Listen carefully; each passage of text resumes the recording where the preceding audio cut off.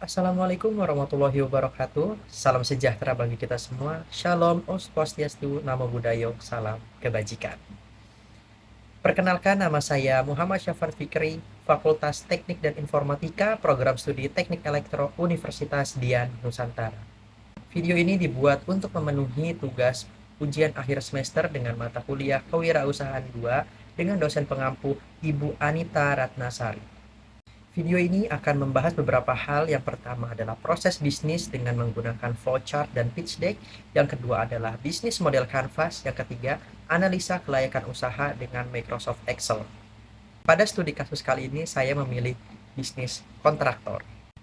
Pada kali ini, perkenalkan bisnis saya yaitu Smart Build Tech yang berjalan pada sektor kontraktor di bidang properti inovasi rumah pintar yang mencakup tentang pemasangan instalasi, konsultasi, dan maintenance dengan jargon teknologi masa depan di setiap ruangan Anda. Yang pertama-tama di sini ada flowchart pengajuan proyek. Flowchart pengajuan proyek tersendiri di sini dibagi menjadi dua bagian, yaitu pada sisi customer dan sisi pada saya, yaitu Smart Build Tech sebagai kontraktor.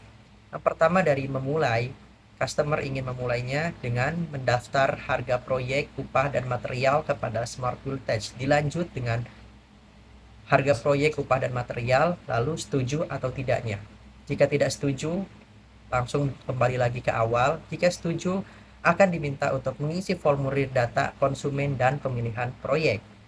Lalu berpindah lagi ke data konsumen dan pemilihan proyek, lalu selesai, yaitu eksekusi pemasangan instalasi. Sekarang kita beralih ke pitch deck. Pitch deck dari bisnis saya yaitu Smart Build Tech, teknologi masa depan di setiap ruangan Anda. Yang pertama adalah kebutuhan pasarnya. Di era digital saat ini, banyak rumah yang belum sepenuhnya memanfaatkan potensi teknologi pintar untuk meningkatkan kenyamanan, keamanan, dan efisiensi energi. Dengan semakin tingginya permintaan akan rumah pintar, kebutuhan akan kontraktor yang dapat memberikan instalasi integrasi teknologi terkini semakin meningkat. Banyak konsumen yang ingin memiliki rumah yang cerdas, tetapi tidak tahu dari mana memulai atau bagaimana mendapatkan solusi yang terpercaya. Contoh kasus cerita. Banyak seorang keluarga yang ingin meningkatkan rumah mereka menjadi pintar, tapi mereka merasa kebingungan dengan banyaknya pilihan teknologi yang ada.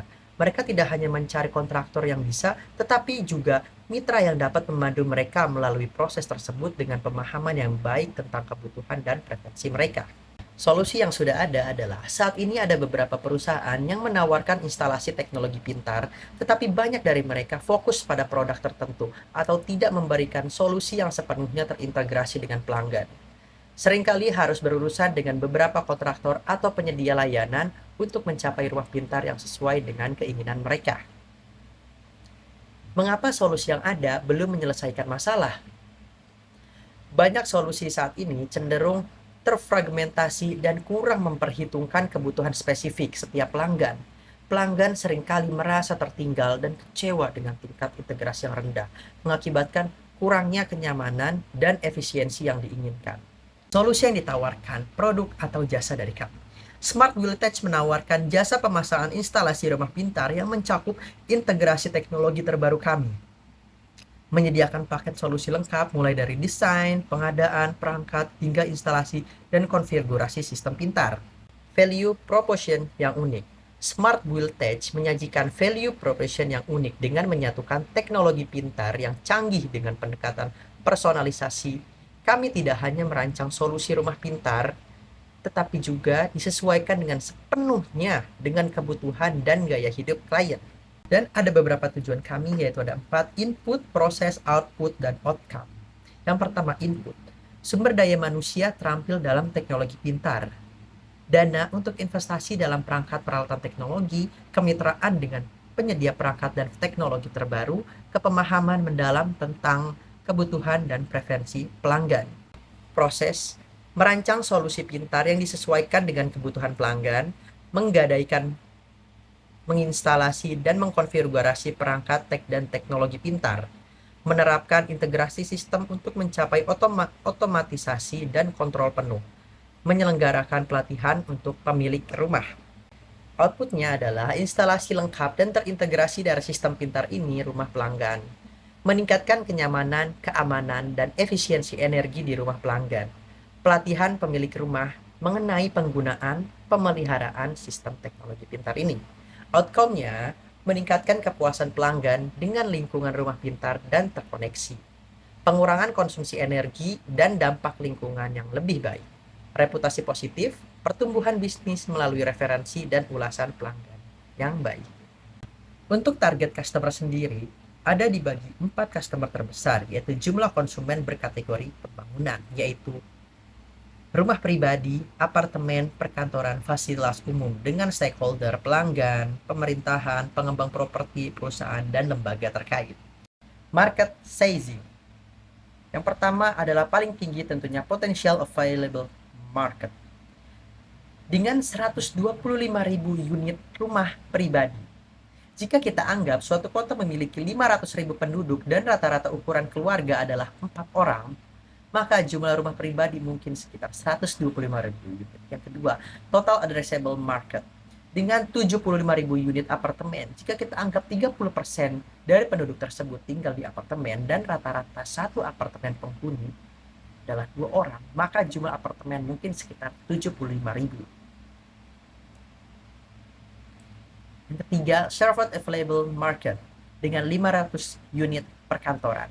Jika kita anggap kota tersebut memiliki sekitar 10.000 bisnis dengan ukuran kantor yang bervariasi dan rata-rata kantor dapat menampung 50 orang, maka jumlah perkantoran mungkin sekitar 500 unit. Yang keempat, serviceable and optimal market dengan 175 unit fasilitas umum. Jumlah fasilitas umum dapat bervariasi tergantung pada jenisnya. Sebagai contoh, jika ada 100 sekolah dan lembaga pendidikan lainnya, 50 pusat perbelanjaan, 20 rumah sakit, atau fasilitas kesehatan, maka jumlah fasilitas umum mungkin sekitar 170.000. Pemasaran dan akuisisi pelanggan. Yang pertama, akuisisi. Partnership dengan pengembang properti. Smart Buildtech berkolaborasi dengan pengembang properti untuk menjadi mitra pilihan untuk integrasi teknologi pintar dalam proyek-proyek perumahan baru. Yang kedua, conversion, yaitu adalah demo produk.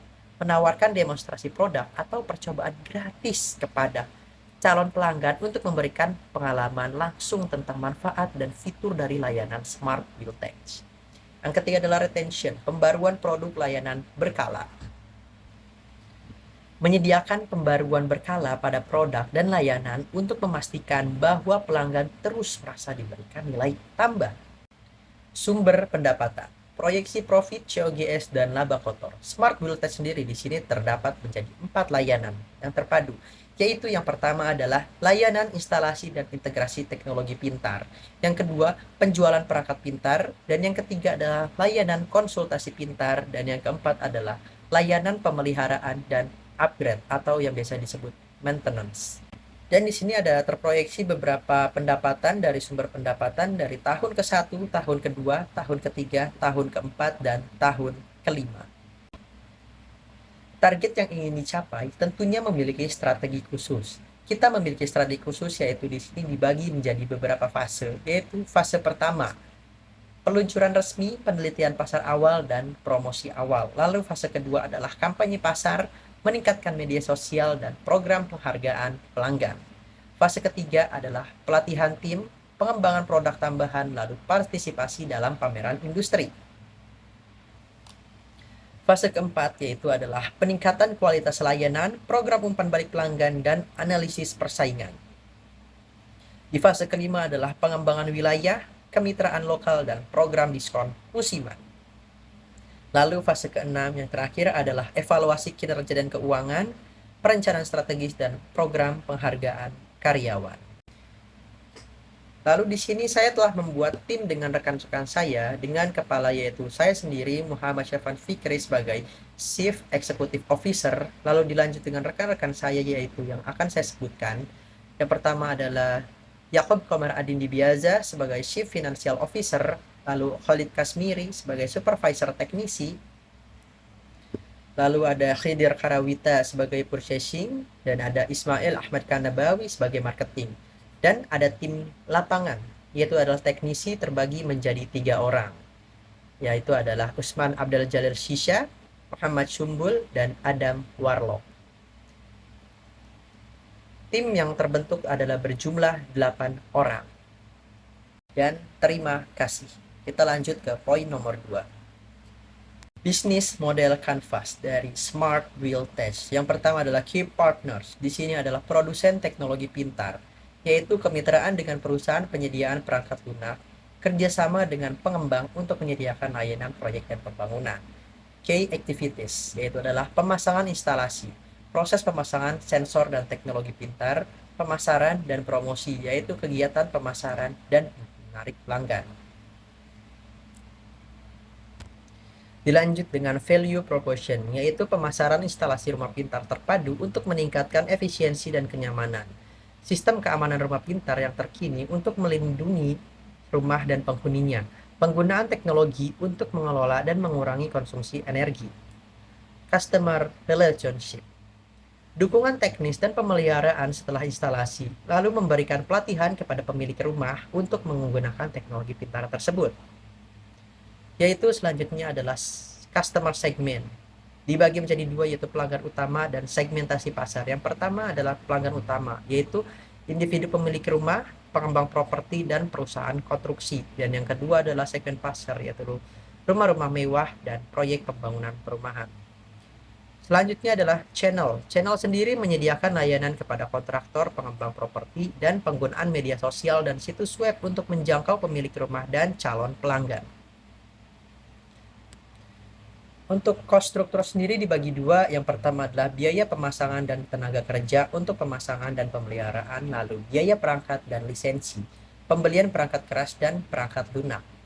Yang terakhir adalah revenue streams, biaya untuk instalasi perangkat pintar dan integrasi, dan menawarkan paket berlangganan untuk pemeliharaan dan pembaruan. Selanjutnya adalah poin nomor 3, yaitu analisa kelayakan usaha menggunakan Excel. Di sini ada gaji yang tertera dari tahun 2024, 2025, dan 2026, yaitu kenaikan per tahunnya sekitar 10%. Di sini tertera ada gaji sebagai beberapa jabatan, yaitu Chief Executive Officer, Chief Financial Officer, Supervisor Teknisi, Marketing, Purchasing, dan Teknisi. Sudah tertera dengan gaji per bulannya dari tahun ke tahun. Lalu ada investasi di sini.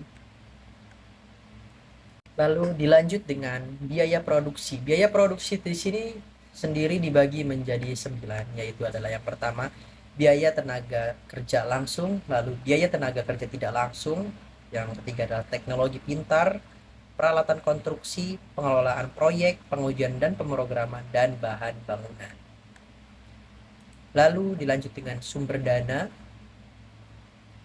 ada HPP, dan lanjut adalah rugi laba, cash flow, neraca, BEP, dan PBP, IRR, NPV, dan DI.